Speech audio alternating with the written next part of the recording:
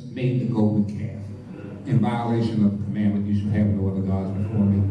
Amen. You shall not try to capture me in image. They had just done that when Moses was getting the law. Yeah. Amen. And God said, you better go down there, Moses, because I'm about to work these folks out.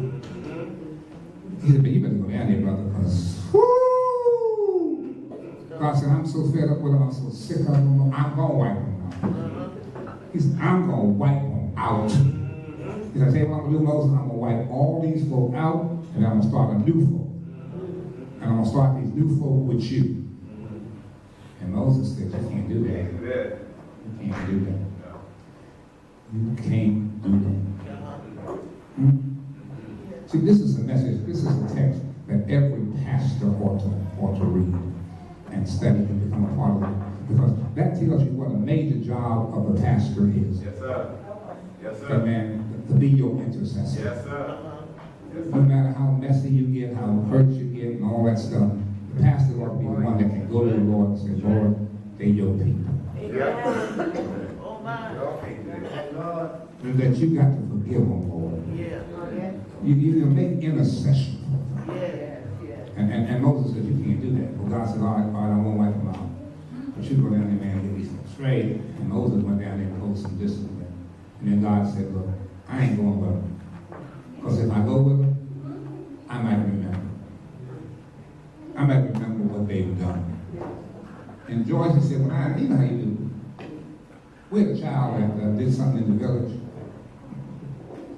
He called one of the teachers who was his relative a mean and nasty name. And he couldn't whip him in the village. But, you know, we have strictures. You can't put your hands on children. But because he was his relative, you know, he imposed some discipline. He imposed the discipline that he could impose in the village. Is that correct, brother?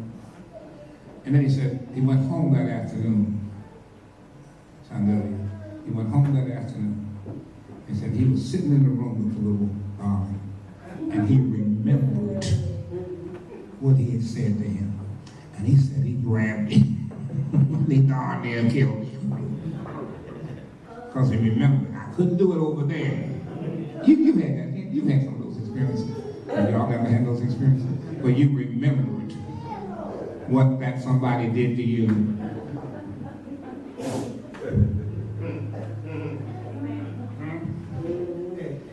I couldn't cuss you when you did it. Oh, now that we home.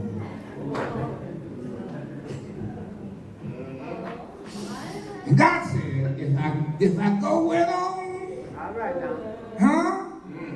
And I look at them and I remember what they did. So God said to protect me from that and protect them from that, God said, I'm going to send an angel. And Pastor Moses went down in prayer again. I said, God, you can't do that. Can't do that. Angel didn't bring us out. You brought us out. What makes us different is not that we got an angel to deliver us, but that you deliver us.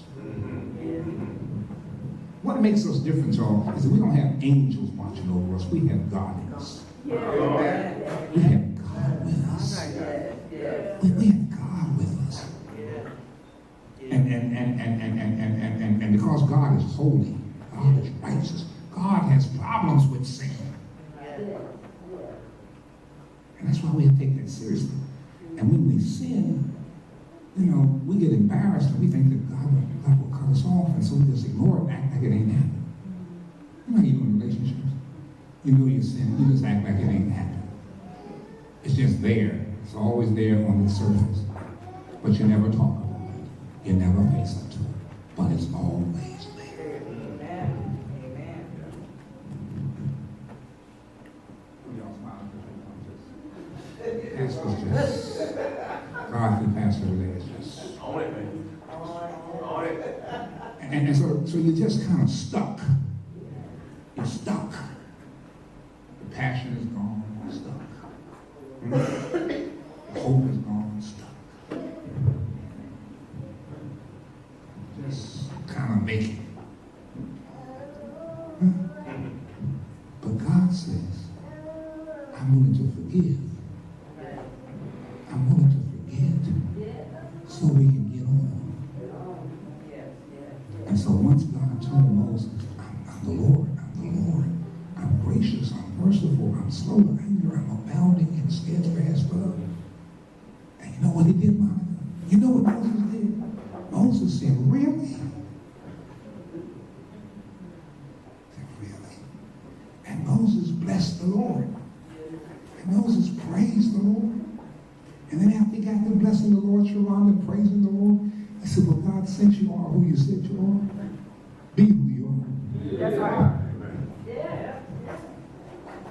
Don't send the angel. All right. Go yourself. Amen. And when he called God out, God said, you got me. Right. God said, not only am I going to go with you, but I'm going to bless you in ways that are going to blow your mind. Amen. Amen. God said, you ain't seen nothing. Yeah. And so if you come to worship, to bless the Lord, with all that is within you, and if you'll face up to the reality of your sin, and not try to pretend with God that you are who you aren't, and trust God to be who he is and to forgive you of that sin, then you can leave out of worship knowing that God's going to do in you, with you, and through you that which is beyond what you can imagine.